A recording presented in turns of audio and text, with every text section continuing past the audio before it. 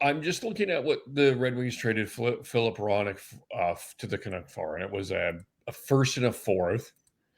Jacob Chikrin, let me look up that trade from Arizona to Ottawa.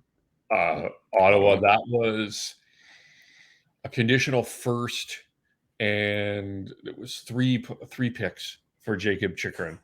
I think Noah Hanifin is in that class. Um, I I think there should be a good chance that there's a first round pick and a Noah Hanifin return.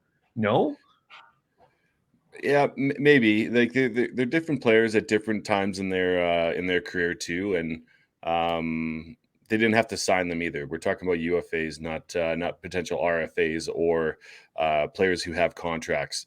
So there is that bit of a difference between those type of trades and what Tanev is going to get. Do you?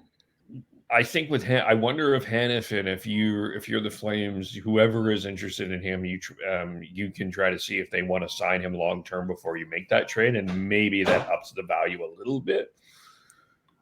Yeah, and like yeah, definitely depending on which team they want to go or which team it is. Because if it's Arizona, you've got to expect that Arizona wants to retain them, let's say Hanifin, because there's been rumors been connected between Arizona and Hanifin.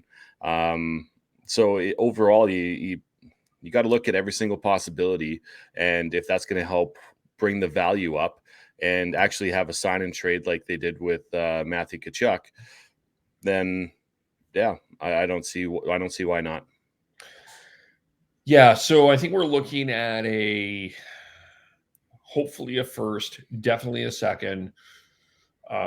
It would be nice to get a defensive prospect in this one if it's all possible, or at least a high potential offensive prospect, which some skill, which I think the Flames. I don't think the Flames have enough skill in their entire organization. I think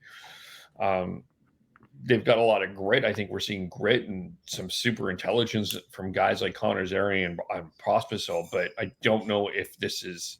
I don't see them as elite offensive talents, and I think that that's something that I hope the Flames acquire or try to get within this. So, And we are talking about a 26-year-old defenseman. It feels like Noah Hanifin's been in the league for decades. I know, but he's how many games has he played? I'm trying to see here. In total, well, that's going to be in total of everything. But he's been in the league since 2015-16, where he played 79 games. So like he's been in the league for 1, 2, 3, 4, 5, 6, 7, 8, 9 years. He's been almost a decade, and we know exactly what he is. He's decent defensively. He skates really well. He can quarterback that second power play unit easily enough and be successful. And he's just overall a pretty decent 200-foot player.